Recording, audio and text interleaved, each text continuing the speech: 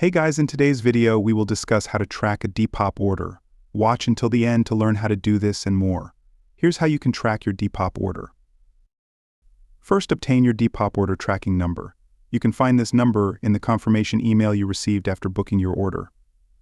Alternatively, you can obtain the tracking number by clicking on your profile, then navigating to Receipts and Purchases, and selecting the specific order you want to track. To track using Parcel2Go, open your browser and go to the Parcel2Go website at www.parcel2go.com. The link is in the description. On the top right side of the screen, click on Track Parcel.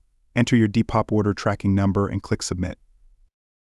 To track using Aftership, from your browser, go to the Aftership Depop tracking page at www.aftership.com/brand/Depop. The link is also in the description. Enter your courier-specific tracking reference or your Depop tracking order and click Track My Order. To track using Ship24, open your browser and go to Ship24 at www.ship24.com. The link is in the description. Enter the Depop tracking number in the space at the top center of the screen and click the blue arrow to track your order.